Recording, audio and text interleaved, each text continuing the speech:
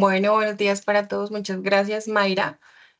Como lo comentaron hace un momento, el tema en el que nos vamos a centrar el día de hoy es el sistema de administración de riesgo de lavado de activos, financiación del terrorismo y financiación de la proliferación de armas de destrucción masiva. Y nos vamos a enfocar en el sector transporte específicamente porque el 6 de marzo de este año, la Superintendencia de Puertos y Transporte ha expedido una resolución a través de la cual regula la implementación de este sistema para las empresas del sector transporte.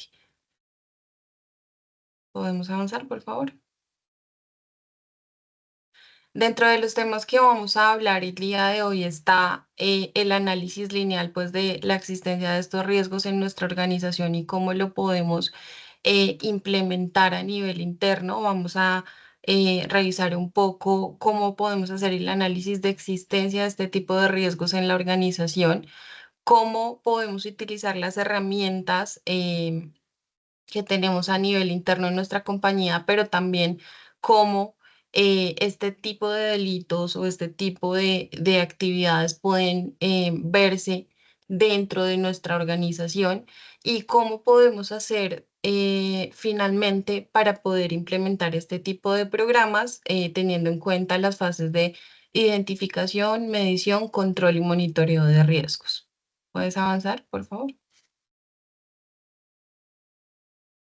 Listo, nuevamente muy buenos días para todos. Ya entrando un poco más en materia, en primer lugar, hay que tener en cuenta pues, que las empresas supervisadas por la Superintendencia de Transporte deben implementar este sistema SARLAF y que este sistema debe contener varios procedimientos para gestionar los riesgos, para prevenir y mitigar su materialización dentro de la compañía. Y estos son riesgos que están asociados a tres tipos de delitos, que son el lavado de activos, el financiamiento del terrorismo y el financiamiento de la proliferación de armas de destrucción masiva. Esos son los delitos que buscan evitar el sistema en la compañía. Vamos a ver la definición de qué se trata cada uno de ellos. En primer lugar, el lavado de activos está tipificado en el Código Penal colombiano.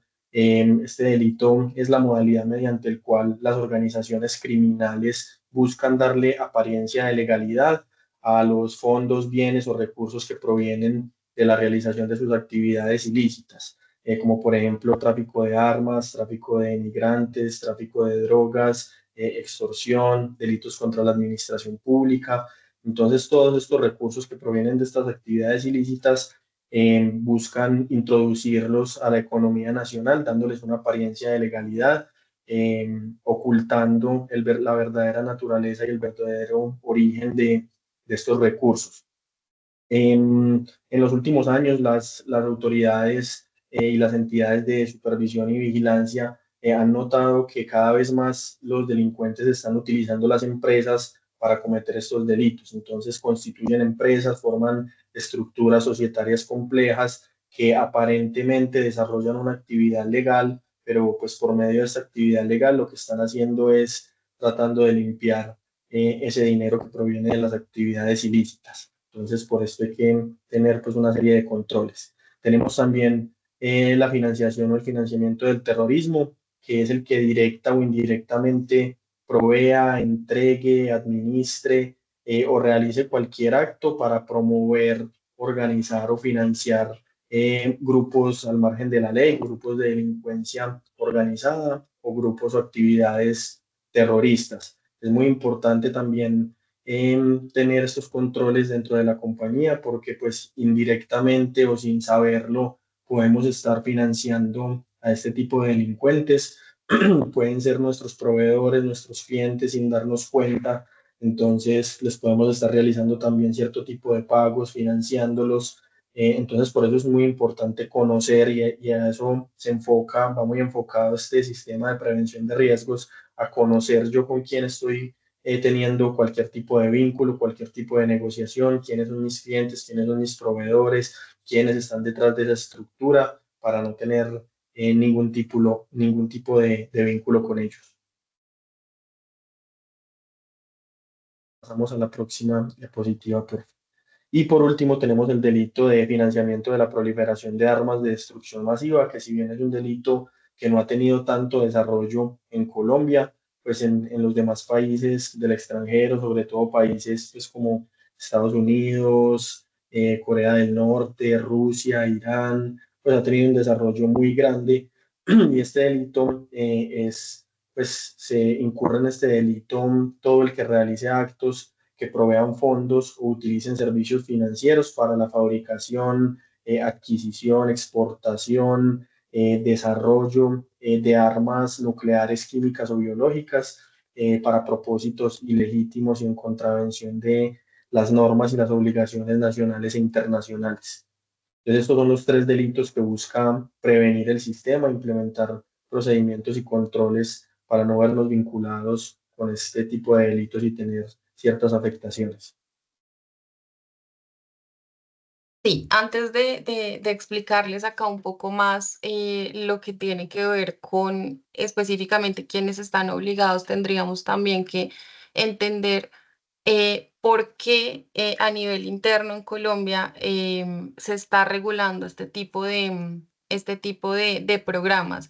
Y es que es muy importante conocer que a nivel internacional, primero que este es un sistema que tiene una parte súper importante y es la parte del autocontrol. El autocontrol es un tema que con la sola palabra nos dice, yo como empresa tengo la obligación de mantenerme al margen de estas situaciones y tengo que llevar a cabo un esfuerzo para poder identificarlas y para poder mitigar estos riesgos en mi compañía. Y este tipo de reglamentación nace a raíz de recomendaciones internacionales. Digamos que en la historia tenemos algunas convenciones como la Convención de Viena del 88 o la Convención de Palermo del 2000, pero más allá tenemos las recomendaciones de la Gafi, que es el Grupo de Acción Financiera, y tenemos Gafi Lab, al cual Colombia está adscrito. ¿Y cómo funciona este tema? Básicamente, existen unas recomendaciones específicas, pero cuando un país se vuelve miembro de este tipo de organizaciones, tienen una revisión.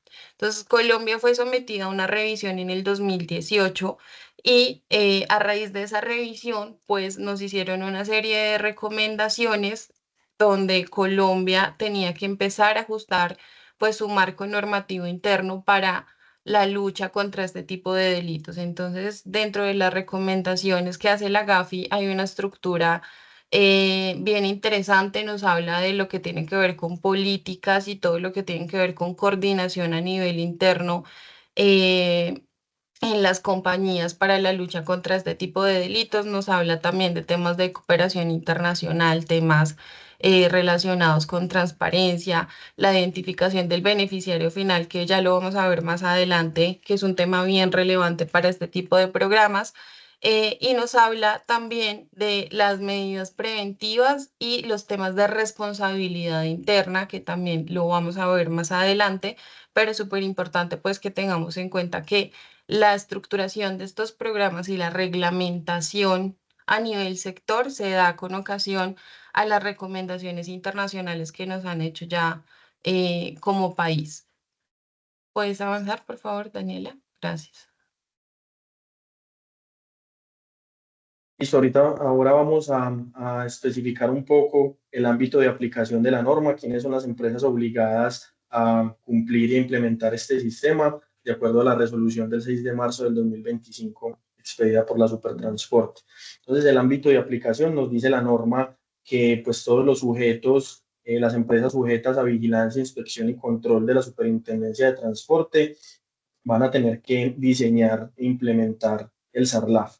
Y también nos menciona que las empresas obligadas, pues son las que tenemos en este listado, pues aunque haciendo la claridad que pues, el ámbito de aplicación es para todas las empresas vigiladas o inspeccionadas o controladas por el sector transporte. Entonces tenemos las empresas habilitadas para el transporte público de carga, las empresas habilitadas para el transporte público de pasajeros en cualquiera de sus modalidades, sea marítimo, férreo, fluvial, aéreo, terrestre. También tenemos los concesionarios de infraestructura del transporte que se dediquen a la operación, mantenimiento o administración de la infraestructura del servicio público de transporte. También tenemos las empresas de transporte especial, transporte mixto, los centros integrales de atención a conductores, centros de enseñanza automovilística, centros de diagnóstico automotor, conocidos como CDA, centros de reconocimiento de conductores, empresas habilitadas para el transporte por cable, operadores de transporte multimodal, tanto nacional como internacional, empresas desintegradoras de vehículos y sociedades y operadores portuarios que tengan actividades relacionadas con el cargue, descargue, almacenamiento, remolque de mercancías y todas las actividades relacionadas con los puertos. Entonces, estas son las empresas que deben implementar este sistema eh, y pues el ámbito de aplicación en general.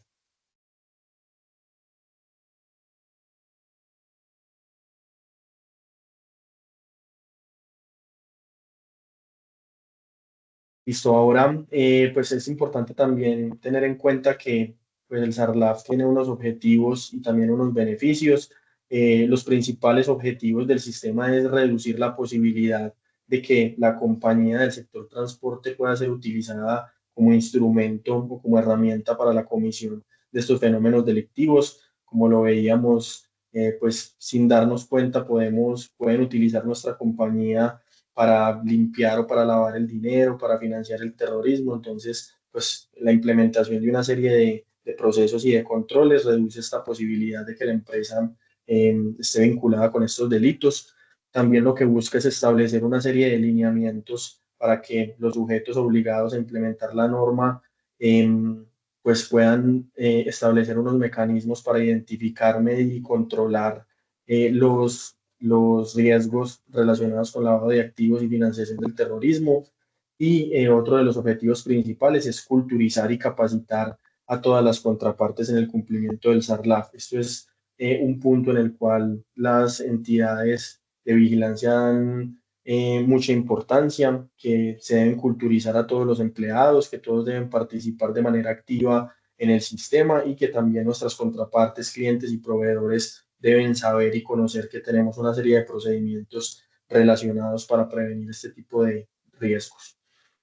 Y pues también trae una serie de beneficios, si bien pues es un sistema que en muchas ocasiones impone cargas adicionales para las empresas y que pues de pronto los empresarios pueden verlo de esta manera como una carga adicional o como un sistema que tienen que implementar, pues trae una serie de beneficios, protege a la sociedad de los riesgos de lavado de activos y financiación del terrorismo y esto pues paralelamente va a dar un buen nombre, va a mejorar la competitividad y la productividad de la compañía, la empresa va a tener una buena reputación y pues esto implica que perdure en el tiempo la empresa. También vamos a tener un desarrollo y una gestión empresarial responsable y segura, mejorando todos los procesos internos de la compañía, los procesos de conocimiento de los clientes. A su vez, también esto es un factor diferenciador a la hora de realizar grandes negocios, de contratar con grandes empresas, de hacer negociaciones o transacciones en el extranjero. Siempre tener un SARLAF, contar con un sistema de administración de estos riesgos, va a permitir a la empresa tener una mayor confianza ante estas contrapartes y un factor diferenciador a la hora de contratar. Y también aumenta el conocimiento, como lo mencionábamos, de todas nuestras contrapartes y esto va a ser muy importante para la toma de decisiones estratégicas en la compañía, evitando que nos expongamos a riesgos y que podamos ser más competitivos en el mercado. Entonces, pues trae una serie de beneficios mejorando los procesos internos de la compañía para poder desarrollar nuestro objeto social con más tranquilidad y con más confianza ante nuestras contrapartes.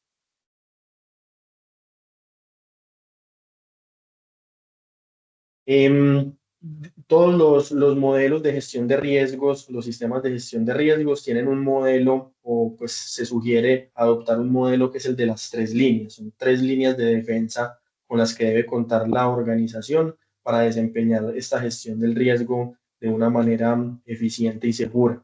Entonces tenemos primera línea, segunda línea y tercera línea. La primera línea, que es la denominada gestión operativa, está a cargo de las gerencias, de los líderes de los procesos, de las personas que tienen contacto con las contrapartes que están de cara a estos riesgos que se buscan evitar, y son las personas que deben establecer o cumplir en primer momento con los controles establecidos en la compañía. Entonces son los que deben identificar, evaluar y controlar estos riesgos, y pues de manera general gestionarlos. Por ejemplo, por poner cualquier ejemplo, un gerente de compras o un líder del departamento de compras es el que va a tener el primer contacto con ese proveedor, el que va a escoger a quién se le realizan las compras o los servicios que requiere la compañía. Entonces es el que va a tener ese primer contacto, el que debe solicitar la información al proveedor, realizar todas las consultas,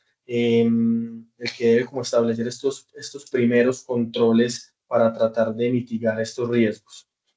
Posteriormente tenemos la segunda línea, que es la denominada gestión de riesgos y de cumplimiento, que tiene unas funciones ya más de supervisión y de monitoreo. Aquí entraría pues una figura que les vamos a explicar más adelante, que es muy importante en este tema de SARLAF, que es el oficial de cumplimiento, ya encargado de velar porque se cumple el sistema, supervisar y monitorear que todos los procedimientos que se establecieron en nuestros manuales y nuestras políticas efectivamente se estén cumpliendo, que la primera línea haya desarrollado de forma correcta sus funciones, que haya identificado, que haya realizado ese procedimiento de identificación de riesgos de debida diligencia, y es una función ya más de supervisión y de identificación de nuevos riesgos o de cambio en los riesgos que ya se han identificado.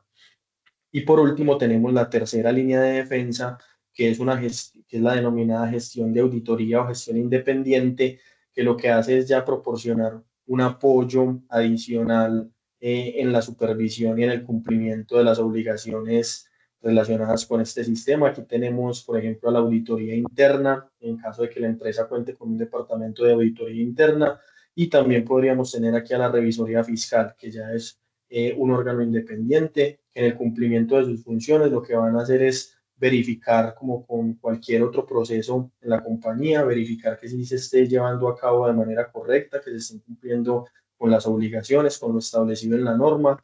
Entonces, con estas tres líneas de defensa vamos a poder tener una gestión del riesgo segura, y desde diferentes perspectivas vamos a poder gestionar y verificar el cumplimiento de estos riesgos.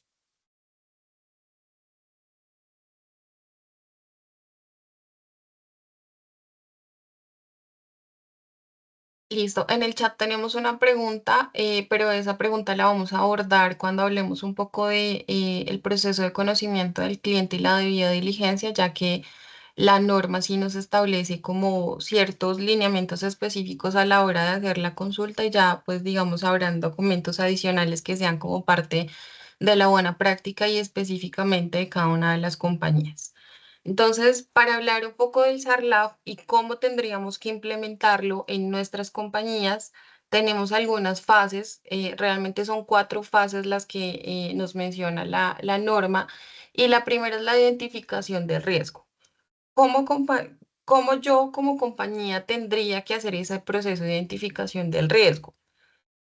Más adelante vamos a ver cuáles son como las características y cuál es el análisis que tengo que hacer, pero cuando yo como compañía tengo que implementar una serie de controles a nivel interno, primero tengo que hacer una autoevaluación y verificar de qué manera tengo los procesos implementados en la compañía, ¿no? Entonces, lo primero que voy a hacer es revisar a nivel de políticas y lineamientos que tengo que me puedan servir como base para documentar pues todo lo que tengo que documentar. Entonces, nosotros recomendamos que en el proceso de identificación de riesgos primero se haga esa validación documental, se analice muy bien el sector en el que yo como compañía estoy trabajando, porque no es lo mismo una empresa de transporte especial que una empresa de transporte de carga. Digamos que los negocios son diferentes, a pesar de hacer parte del mismo sector, pues tenemos una operación totalmente diferente, y por lo tanto los riesgos a los que cada una de las compañías va a estar expuesta son diferentes. Hay unos riesgos específicos, unos riesgos más bien generales, que son los riesgos del sector, y unos riesgos que ya son definitivamente riesgos asociados a mi operación en el día a día. Entonces, esta parte de identificación del riesgo es todo el proceso que yo voy a hacer de verificar y levantar información. Y también recomendamos llevar a cabo un proceso de conocimiento profundo de la compañía a través de entrevistas con los equipos claves. Cuando yo tengo un organigrama definido en mi compañía y tengo claras cuáles son las actividades que se llevan a cabo, lo que puedo hacer es decir, listo, el equipo de compras lleva a cabo el proceso de vinculación de proveedores, entonces voy a evaluar el proceso de vinculación de proveedores. Entonces voy a entrar a revisar qué se le pide al proveedor, cómo hace el proceso la persona encargada, si de pronto tengo políticas o lineamientos específicos y pues realmente cómo se lleva a cabo el proceso de cara a la política. Si la política me dice una cosa, voy a verificar el proceso con quién lo hace y definir cuál es la mejor práctica y si de pronto hay lugar a que yo implemente algún tipo de control. Entonces, por ejemplo, esto pasa mucho con las empresas que tienen comerciales. Yo voy a los lineamientos de la compañía y me dice el lineamiento, el proceso de consecución de clientes es de esta manera. Entonces, yo voy, me acerco de esta manera, este es mi target, este es mi objetivo, lo abordo de esta manera. Pero cuando yo me voy a hablar con el comercial, que es ya la persona que depende un poquito más de las comisiones, que está ya más de cara al cliente en la empresa, el comercial me dice, no, yo abordo lo que sea, como sea, y hago la gestión que me permita pues a mí llegar a mis metas. Entonces, eso hay que revisarlo muy bien porque la oferta que emita un comercial pues es vinculante para la compañía, eh, pero ahí es donde yo tengo que entrar a revisar cómo se está haciendo el proceso. La idea no es generar cargas operativas innecesarias, sino entrar a ajustar esos procedimientos de tal manera que me sirva a mí como compañía y me permita salvaguardar mis intereses, ¿sí? Entonces ahí estoy identificando que de pronto en la actividad que está haciendo el comercial y cómo lo está haciendo, me está generando un riesgo porque, digamos, esto ya es un tema más de derecho comercial, el tema de la generación de una oferta y la aceptación, pero ahí tendría, por ejemplo, que implementar un control pequeñito que sería generar un disclaimer en esa cotización o en esa oferta que genera ese comercial y ya estoy primero generando un control, no me está impactando al comercial porque él va a seguir desarrollando pues su trabajo como lo ha venido desarrollando, pero a mí sí me genera de pronto la oportunidad de que en el proceso ya de debida diligencia yo pueda decirle a la contraparte, no te puedo vincular porque identifique algún tipo de situación sin pues que haya lugar de pronto a discusiones mayores ya relacionadas con este tema. Entonces, esta parte de identificación del riesgo como primera etapa es entrar a analizar todos esos procesos que me pueden generar a mí un riesgo y después tenemos la segunda etapa, la medición y evaluación del riesgo. Cuando yo estoy implementando un sistema desde cero, em, es súper importante contar con el apoyo de un especialista que nos pueda dar una validación de ese riesgo un poquito más objetiva. Para eso, este sistema nos habla del oficial de cumplimiento.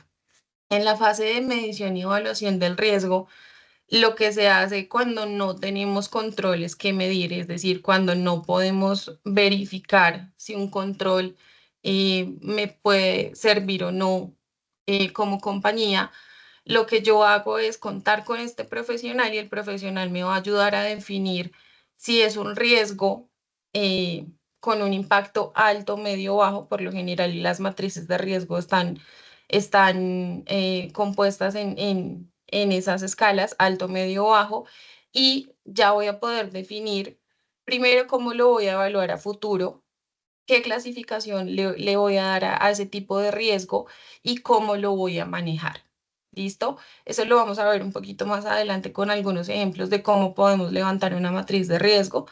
Pero esa sería como la primera manera en la que yo podría hacer la medición y evaluación del riesgo. Después vamos a tener el control del riesgo. Cuando yo identifique entonces acá el riesgo al que está expuesta mi compañía, le doy una evaluación, voy a tener que llevar a cabo ciertos controles específicos que me permitan a mí como compañía de pronto tener bajo control, valga la redundancia, este tipo de riesgos. Entonces, cuando veamos el esquema de una matriz de riesgo, vamos a ver que tenemos un riesgo identificado, vamos a tener una calificación y vamos a tener un control que me va a permitir a mí mitigar un poco los impactos de ese riesgo. Entonces, ese control de riesgo son todos esos pequeños controles que yo voy a implementar en mi compañía para decir, listo, este es un riesgo alto, pero lo voy a mitigar con tal acción, ¿cierto? Entonces, estas van a ser esas pequeñas acciones, como por ejemplo lo que les mencionaba, el tema de generar un disclaimer en mi oferta de servicios donde yo condicione el servicio que estoy dando o el bien o servicio que estoy entregando a la verificación o a una debida diligencia, ¿cierto? Finalmente tenemos el monitoreo del riesgo. Este monitoreo del riesgo es un tema también súper relevante porque yo tengo que estar revisando permanentemente si los controles que yo tengo en mi compañía son controles eficientes. ¿Eso cómo lo hago? Eso finalmente es una tarea del oficial de cumplimiento, pero vamos a ver más adelante que no solamente es una tarea que se le delega al oficial de cumplimiento, sino a algunos otros órganos, pero esto básicamente es verificar y garantizar que todos estos procesos de los que estamos hablando acá, estas etapas que tenemos acá, están siendo efectivas a la hora de implementar este tipo de programas. Y la normatividad nos habla específicamente de estas cuatro etapas, pero hay una etapa adicional que nosotros lo vemos como una etapa adicional porque todos los programas asociados al lavado de activos y financiación del terrorismo contienen este tema importante que es la remediación. La remediación es un proceso de revalidación del sistema. Normativamente dice que tenemos que hacerla cada 2 años, es decir, yo tengo que entrar a revisar no solamente mis documentos, no solamente mis procesos, sino que también tengo que entrar a hacer una revalidación de los riesgos que le aplican a mi compañía. ¿Por qué? Porque el sector va desarrollándose, porque mi compañía también va evolucionando, porque los procesos a veces cambian muchísimo al interior de las organizaciones. Entonces es importante que hagamos una evaluación nuevamente, no solamente de los riesgos generales a nivel de sector, sino riesgos a nivel de la compañía. Entonces esta remediación o revalidación se hace cada 2 años, sin embargo, digamos que hay otros temas importantes a nivel de verificación de cumplimiento de estos programas que están asociados ya con el trabajo propiamente del oficial de cumplimiento o de las compañías que tienen un equipo de control interno, de auditoría interna. ¿Puedes avanzar, por favor? Listo. También la norma, esta resolución de la supertransporte nos habla de algunos elementos fundamentales con los que debe contar el SARLAF, que son estos cuatro que vemos acá. El contenido del SARLAF, básicamente lo que nos dice la superintendencia es que, pues, que debemos tener un conocimiento de nuestra empresa, que lo primero que debemos hacer es un análisis de los riesgos propios, de la materialidad, analizar el negocio que nosotros desarrollamos, la operación, el tamaño, las áreas geográficas en donde opera la compañía y todas las características internas y los procesos de la compañía para poder contar o establecer pues contar con unos mecanismos y unos procedimientos aplicados a la operación que yo realizo, ajustados y adecuados a cada una de las empresas, porque pues también muchas veces las empresas adoptan el manual de otra compañía o las políticas de otra compañía, los procedimientos de otra compañía, pero esto debe ser un procedimiento diseñado e implementado a la medida, teniendo en cuenta los riesgos que mi compañía como tal en su operación puede tener y pues que me permitan identificar, evaluar y controlar estos riesgos, teniendo en cuenta que ante un mayor riesgo debe ser mayor los controles. Entonces esto es como lo que nos dice la norma respecto al contenido del SARLAF, conocer primero nuestra compañía para poder ajustar a la medida de la compañía todos los procesos y todos los controles. También tenemos las etapas del SARLAF, que ya son las que nos acaba de mencionar Tatiana: identificación, medición, control y monitoreo de los riesgos. Primero los identifico, luego miro esos riesgos, qué tan probables pueden ser en mi compañía y qué impacto generarían. Luego aplico estos procedimientos de control y ya por último hago un seguimiento o un monitoreo de los riesgos por si hay que tener pues por si tienen alguna variación estos riesgos o por si se identifican nuevos riesgos asociados. Tenemos también un elemento que es el conocimiento del cliente, que más adelante lo abordaremos más detalladamente y responderemos la pregunta que nos hizo Pedro en el chat, que es pues conocer yo con quién me estoy vinculando, conocer mis clientes, mis contrapartes, para saber que no están relacionados o vinculados con estos delitos y tener una información para realizar todas las validaciones. Y el último elemento son los reportes. Todos estos temas los desarrollaremos pues más a fondo a lo largo de la presentación, pero también hay unos reportes que debe hacer la compañía y el oficial de cumplimiento a las autoridades, a la superintendencia, a los órganos, al máximo órgano de la junta directiva, a la UIAF, que es la Unidad de Información y Análisis Financiero, a la cual también hay que hacerle algunos reportes, como el reporte de operaciones sospechosas, de ausencia de reporte, ausencia de operaciones sospechosas, y algunos reportes objetivos. Entonces es un elemento también muy importante. Todos estos elementos van a hacer que la compañía cumpla con lo establecido en la norma y que mejore todos sus procedimientos internos.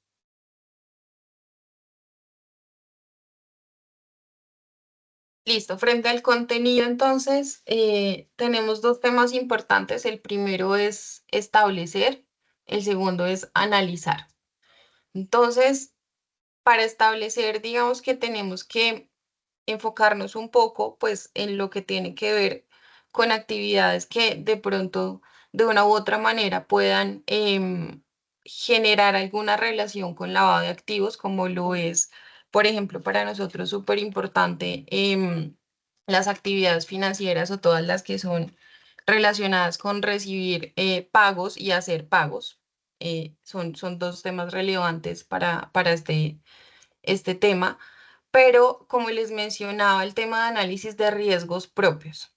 Hay un tema general, hay un tema sectorial, como les mencionaba, pero también hay riesgos ya propiamente de mi compañía y eso es lo que yo tengo que entrar a analizar, porque como lo mencionaba Sebastián, pues yo no puedo tomar como base un sistema de pronto que haya sido implementado en otra empresa y traerlo a mi compañía porque los riesgos van a ser totalmente diferentes. Y aquí hay un tema muy importante que hemos visto también, no pues en el sector transporte específicamente porque este tema es nuevo, pero lo hemos visto en otros sectores y es que muchas compañías de pronto y llevan a cabo la implementación, pero esa implementación de pronto no está diseñada o los controles no están como tan enfocados a su compañía y esto es algo que por lo menos cuando la superintendencia hace visitas sí lo tiene muy en cuenta, por lo que les decimos, o sea, una cosa son los riesgos generales, eso sí aplicarán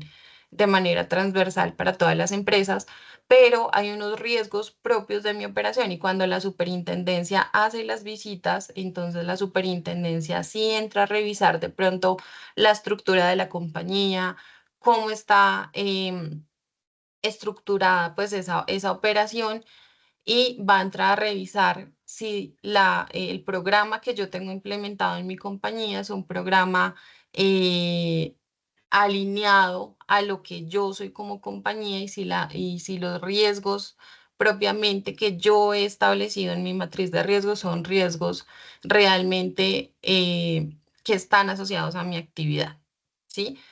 Para poder hacer la identificación, pues acá tenemos que hacer un análisis y este análisis, lo que les vengo mencionando, está relacionado con el tipo de negocio que yo tengo como compañía, la operación, el tamaño de mi empresa y las operaciones geográficas.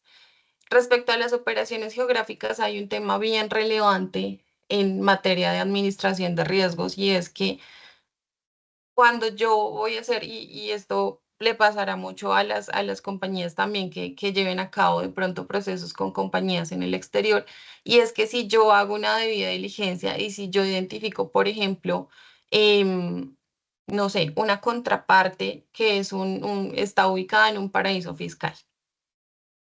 No por el hecho de que esté en un paraíso fiscal significa que sea una operación que yo no pueda llevar a cabo. Esto lo que quiere decir es que tengo que implementar controles que me permitan garantizar o me permitan conocer que esa contraparte tiene todos sus temas en regla, porque puede ser una compañía que igual esté en un paraíso fiscal, pero cumpla con todas sus obligaciones, que pague todos sus impuestos, tenga todos sus temas bien organizados. Entonces, lo que yo voy a hacer como compañía para salvaguardar mis intereses es más bien ajustar ese proceso de debida diligencia, hacer una identificación de mis contrapartes, a establecer el apetito del riesgo. Cuando yo hablo de apetito de riesgo, estoy hablando un poco de establecer con quién sí y con quién no. Con quién sí voy a hacer negocios y en qué condiciones los voy a hacer. Entonces, habrá compañías que para el sector con el que yo estoy trabajando de pronto implique un alto riesgo. Entonces, el apetito de riesgo básicamente es decir, bueno, con este sector no voy a trabajar porque definitivamente es un tema de mucho riesgo para mí, pero con este puede que sí lo haga, pero necesito un poco más de control, necesito que los procesos sean un poco más rigurosos, ¿sí? Entonces ahí viene también pues la respuesta de Pedro y es que cuando yo tengo un proceso de debida diligencia, primero tengo que identificar súper bien a quién le estoy haciendo esa debida diligencia, ¿sí? Entonces, digamos que lo puedo hacer a través del proceso de conocimiento del cliente, pero también fortalecer y robustecer un poco más los documentos adicionales que yo le estoy solicitando a esa contraparte para poder conocerla. También está el tema de tecnología, el tema de tal vez contar con un software que me permita conocer no solamente la parte de consulta en listas, sino también que me permita de pronto revisar el tema reputacional, que es un tema bien relevante en este tipo de programas. ¿Listo? También tenemos pues acá un tema relevante, un tema importante y es el tema de las listas o la clasificación de los países a nivel internacional por este tema precisamente de operaciones geográficas, ya no solamente hablando de las compañías, de los países que son de pronto jurisdicciones de alto riesgo, sino ya hablando un poco de la clasificación de los países, y es que a nivel internacional tenemos dos listas importantes. Una es la lista negra y otra es la lista gris. La lista negra es básicamente una lista de países donde pues las compañías no, sino los países más bien no tienen un compromiso a nivel de lavado de activos, sino tienen en en sus normas de pronto este tipo de regulaciones que le permitan a las compañías de pronto tener un poco más de certeza de que con quien estoy llevando a cabo todos mis procesos, pues tiene por lo menos un sistema de administración de riesgos implementado. En esta lista tenemos, creo que por el momento son dos países y tenemos una lista gris. Esa lista gris es una lista de países que están en proceso de estructurar a nivel interno, pues normativa relacionada con la prevención contra este tipo de delitos, no solamente pues de lavado de activos y financiación del terrorismo, sino también de temas relacionados con corrupción y soborno, que son temas también relevantes y ellos están como en el proceso de generar esfuerzos, de generar una estructura normativa interna que regule estos temas, pero pues todavía están pues generando ese esfuerzo. Entonces, estos dos mecanismos de establecer riesgos propios, la materialidad y lo que tenga que ver pues con lavado de activos es bien importante y ya pues digamos personalizar nuestros programas con el tipo de negocio, operación, tamaño de operaciones geográficas. Aquí hay un tema importante que pues la materialidad es un término que nosotros de pronto conocemos a nivel contable y a nivel de auditoría, pero la materialidad no es un término que esté muy bien desarrollado a nivel de programas de administración de riesgos enfocados en este tema de lavado de activos, em, porque básicamente pues la materialidad es lo que me afecta a mí como compañía y cómo puedo afectar yo a terceros. ¿Sí? Entonces, eso sería lo que yo tengo que tener en cuenta a la hora de hacer un análisis de riesgos, como lo mencionaba Sebastián hace un momento, pues a mayor riesgo, mayor control. ¿Puedes avanzar, por favor? Frente pues a la matriz de riesgo, pues tenemos, como les comentaba, un esquema y los riesgos se manejan casi que como un mapa de calor. Entonces, cuando yo hablo de que la probabilidad de ocurrencia o la probabilidad de pronto de que un riesgo se materialice es baja, pues lo voy a clasificar con un riesgo bajo, ¿sí? Pero también tenemos un riesgo intermedio donde yo voy a decir, listo, puede que se materialice, entonces lo voy a clasificar con un riesgo medio, pero cuando definitivamente hay un riesgo muy alto, yo lo voy a clasificar con un riesgo alto. Lo que tengo acá es un análisis de probabilidad y de impacto, ¿cierto? Y esta probabilidad y este impacto me van a dar un resultado ya a nivel un poco más de fórmula y me va a permitir hacer un análisis de los riesgos. Entonces, cuando yo tengo un riesgo, y les vamos a mostrar en la siguiente, si quieres puedes avanzar a la siguiente, por favor. Este es un ejemplo de cómo podría yo generar mi matriz de riesgos, ¿sí? Con una sola actividad. Entonces, acá vemos la parte ya de probabilidad y consecuencia, donde se asigna pues unos rangos en una escala y donde yo digo, listo, tengo em, en este caso son 4 niveles, tengo 4 niveles donde los voy a evaluar. El primero es un riesgo extremo, un riesgo moderado, un riesgo bajo y un riesgo mínimo, ¿sí? Entonces, cuando yo estoy estructurando mi matriz de riesgos, voy a decir, listo, tengo acá identificados unos riesgos, ¿cierto? Posteriormente, tengo implementados unos controles y voy a decir, listo, en la evaluación que estoy haciendo después de haber llevado a cabo la evaluación de riesgos y la implementación de controles, ¿cómo me va a quedar la medición de ese riesgo? Lo voy a clasificar entonces con un riesgo extremo, un riesgo moderado, un riesgo bajo o un riesgo mínimo. Entonces aquí tenemos un ejemplo bien bonito y el primero es la persona ingresa a la jaula para alimentar al león. Entonces, acá tenemos que tener una probabilidad de 5, una consecuencia de 5, ¿cierto? Y eso lo vamos a multiplicar. Entonces, tenemos probabilidad por consecuencia, me va a dar un nivel de riesgo de 25. Esto quiere decir que el riesgo es extremo. Pero el segundo ejemplo es, bueno, la persona se coloca un equipo de protección personal antes de ingresar a la jaula para alimentar al león. Entonces, acá la consecuencia me disminuye un poco, ¿cierto? Tengo la probabilidad en 5 y la consecuencia la tengo en 4. Probabilidad por consecuencia me va a dar 20, ¿cierto? Esto va a ser un riesgo moderado. Ya vemos que al utilizar los elementos de protección personal, pues el riesgo está disminuyendo un poco. Después tenemos otro ejemplo que es la persona alimenta al león a través de un diseño especializado de compuerta.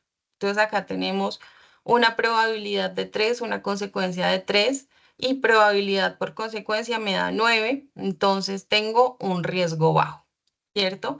Y finalmente tenemos a la persona que alimenta al león a través de un diseño especializado de jaula y esto ya vemos que me va a disminuir muchísimo esa calificación que le estoy dando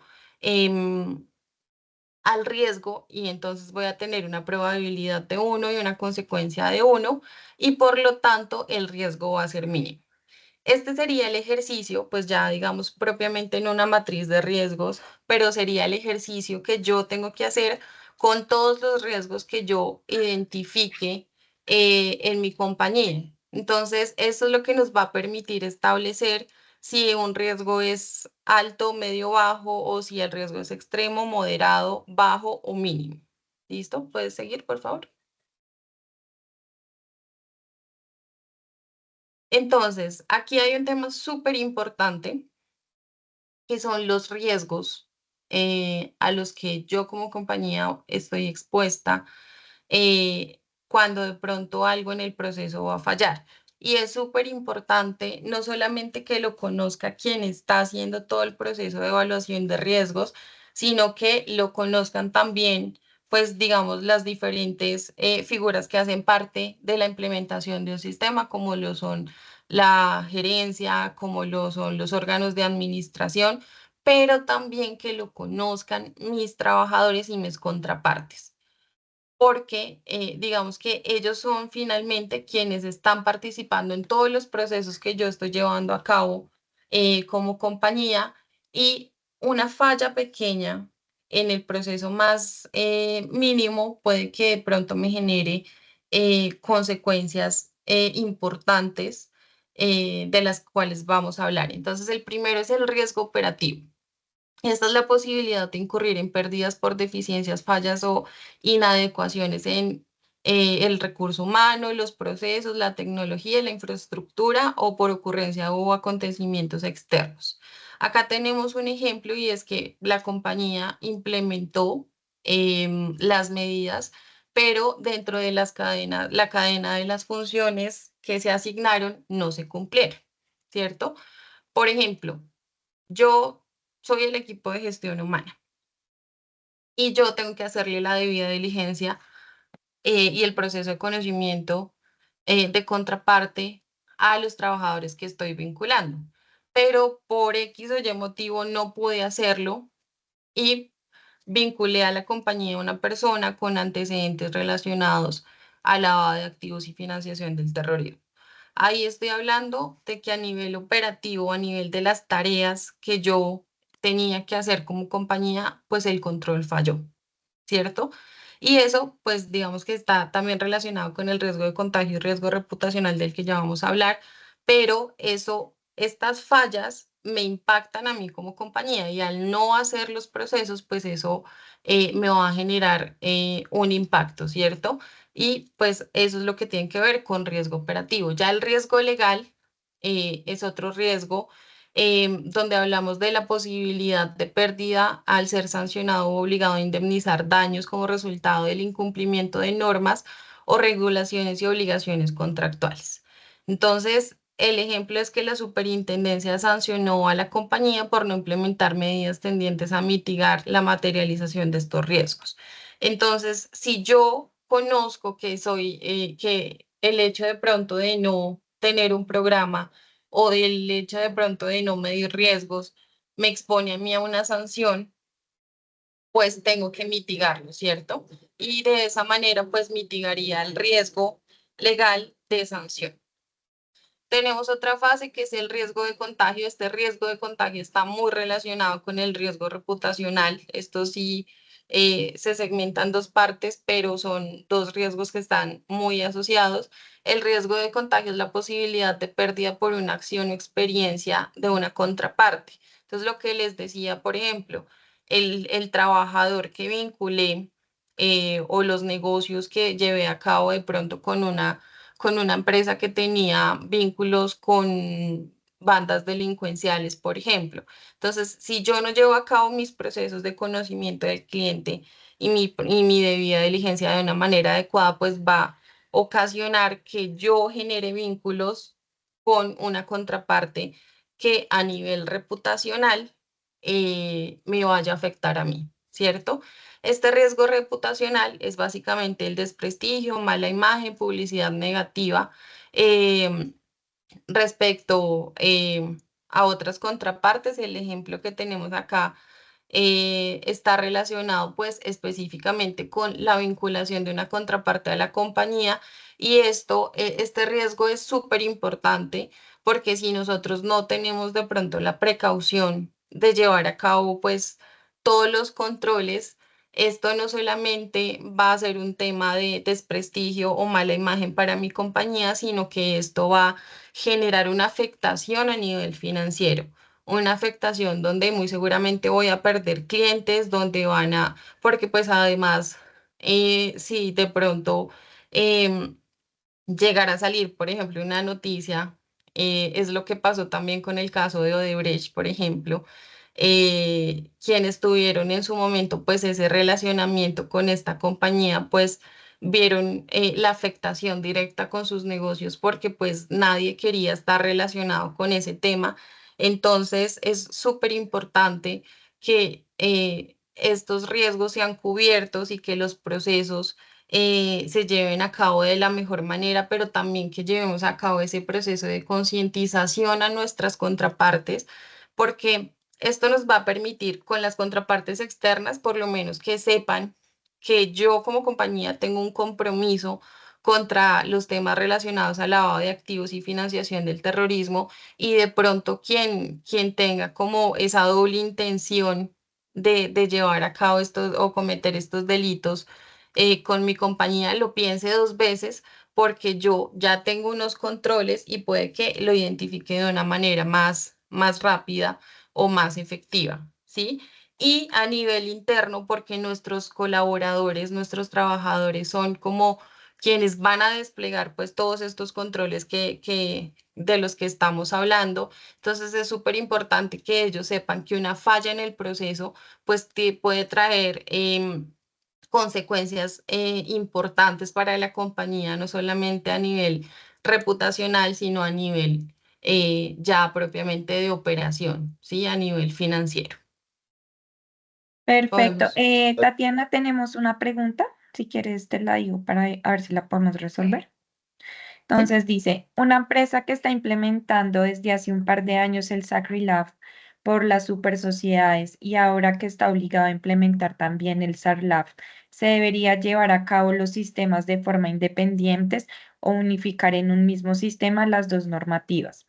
Es decir, unificar el manual políticas matriz dando cumplimiento a los dos sistemas. Bueno, este es Si un tema quieres, muy Tati, importante. no, Si dale, quieres, espera, no, le contesto y si quieres tú me complementas. Aquí hay un tema importante y es que el SagriLab es del sector real, ¿sí?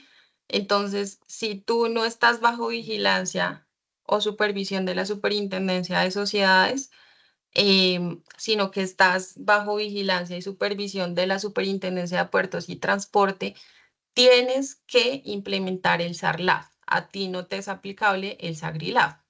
¿Listo? Entonces, en ese sentido, pues no es como que tengas que llevar a cabo los dos programas de riesgo porque sencillamente el sector real tiene su sistema de administración de riesgos regulado, que es el SAGRILAF, pero el sector transporte ahorita pues ha sacado su regulación. Entonces, si tú haces parte del sector transporte, este es el sistema que tendrías que implementar. Si quien te vigila o te supervisa es la Superintendencia de Sociedades, ese es el sistema que tendrás que manejar, es decir, este SARLAF no te sería aplicable. Pero hay un tema bien importante, por ejemplo, para las compañías que son operador económico autorizado, y es que ellos tienen, pues, dentro de toda su estructura, tienen que medir muchísimos riesgos y uno de los componentes relevantes ahí es el tema de lavado de activos, financiación del terrorismo, todo lo que tiene que ver con corrupción y soborno transnacional. Entonces, por lo general, lo que hacen ellos es en una matriz general segmentan todo lo que tiene que ver con lavado de activos. Es decir, lo importante es que tú tengas los riesgos bien medidos con lo que la superintendencia te está exigiendo, es decir, con la metodología que ellos te piden y lo puedes ubicar en una matriz consolidada, por ejemplo, cuando en el sector real, cuando las empresas tienen que llevar a cabo implementación tanto del SAGRILAF como del Programa de Transparencia y Ética Empresarial, por lo general lo que se hace es una sola matriz y en esa matriz se hace como la diferenciación de a qué equivale el control, si de pronto es un control relacionado con corrupción y soborno transnacional o si es un control relacionado con lavado de activos. Es decir, tú lo puedes consolidar, pero pues esa consolidación tiene que dejarte bien clarito a qué programa pertenece. No sé, Sebastián, ¿y quieres complementar un poco?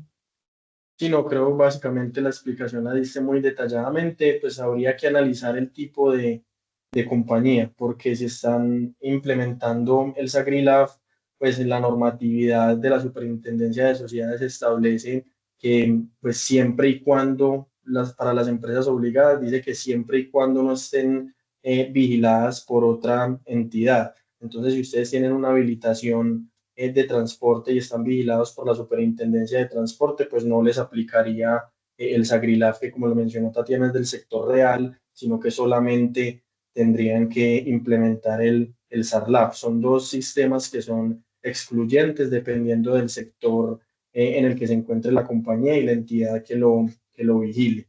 Entonces, no, básicamente era solo eso como para complementar.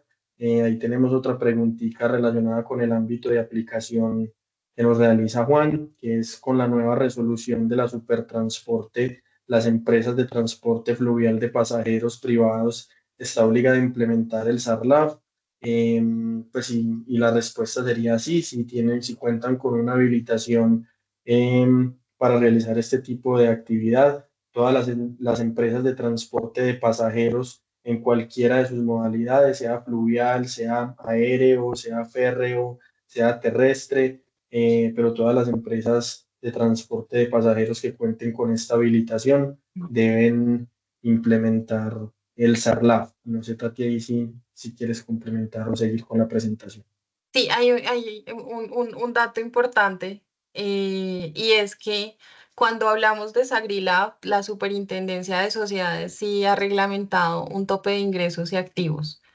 Aquí la Superintendencia de Puertos y Transporte realmente lo que ha dicho es básicamente, si tú haces parte de mis vigilados o supervisados, em, yo, digamos, no lo exige tanto como tienes que cumplir tantos ingresos o tantos activos, sino que sencillamente si haces parte de los sectores o de la clasificación que ya mencionamos, tienes que implementarlo. Entonces, si tú tienes una habilitación, por ejemplo, como una empresa de carga, pues ya vas a tener sí o sí necesariamente que implementar este SARLAF. Podemos seguir entonces con la presentación en la siguiente. Listo. Frente entonces a los elementos relevantes, acá tenemos algunos temas importantes y el primero pues es la política, que la política es la que nos va a mostrar cuáles son esos lineamientos, esos procedimientos a los cuales yo como compañía me estoy comprometiendo, el manual de procedimientos que va a ser el que va a desarrollar pues todos. Los procesos, me va a hablar de estructura, me va a decir la responsabilidad de los órganos de administración, la responsabilidad de los representantes legales, las obligaciones del oficial de cumplimiento, cómo se van a desarrollar los procesos, de pronto si hay un grupo de apoyo que va a llevar a cabo pues todos los controles, también va a especificar cuáles son esos lineamientos para la gestión de los riesgos. Y aquí hay un tema súper importante y es que en otros sectores, como en el sector real, vemos que el código de ética y conducta es un código importante, pero a nivel del programa de transparencia y ética empresarial. Sin embargo, acá en la reglamentación de la Superintendencia de Puertos y Transporte nos habla del código de conducta a nivel del lavado de activos. Y esto es bien importante porque, ¿qué es el código de conducta? el código de conducta básicamente es el que establece cuáles son esos lineamientos a nivel ético y a nivel de comportamiento que serían los más adecuados para mi compañía. Los códigos de ética también tienen que ser un tema personalizado porque son relacionados más en cómo me percibe a mí como compañía, a mis trabajadores, pero también cómo me perciben o cómo quiero yo que me perciban a nivel externo, ¿cierto? Entonces ese código de ética va a marcar la pauta o los lineamientos específicos que yo tengo que transmitirle a mis contrapartes y va a decir básicamente no solamente el tema asociado pues con la lucha contra este tipo de delitos, sino ya un tema más de compromiso como compañía con las buenas prácticas que yo tendría que seguir, ¿no? Entonces, este código de ética sí es un tema que vemos que se está utilizando ya más en el tema de lavado de activos en este sector, a pesar de que en otros sectores lo vemos ya relacionado es con un enfoque más con los temas de corrupción y soborno transnacional. ¿Pueden seguir, por favor?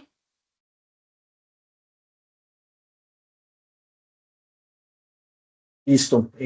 Bueno, antes de continuar, como para complementar la respuesta que le dimos a Juan, que nos dice que la empresa no tiene habilitación por el Ministerio de Transporte, la habilita la DIMAR, y la resolución habla de las empresas que están habilitadas por Ministerio de Transporte.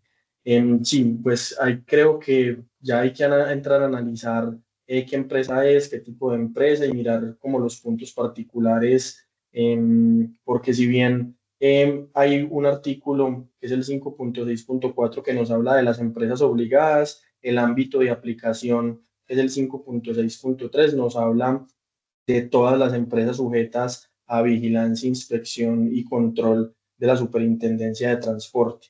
Entonces, pues incluso esto puede generar confusiones. De hecho, ya hemos realizado una consulta formal a la Superintendencia de Transporte como para tratar de esclarecer un poco este tema, pero sí hay que tener en cuenta que ya habría que revisar el caso puntual porque el ámbito de aplicación es para todas las empresas sujetas a inspección, vigilancia y control de la supertransporte. Si bien posteriormente se mencionan unas empresas específicas, pues el ámbito sería para todas y sin un tope de activos o de ingresos, como lo mencionaba anteriormente Tatiana, pero podemos revisarlo, Juan, detalladamente y revisar pues ya en una reunión posterior las inquietudes puntuales y teniendo en cuenta el caso pues de la empresa puntual.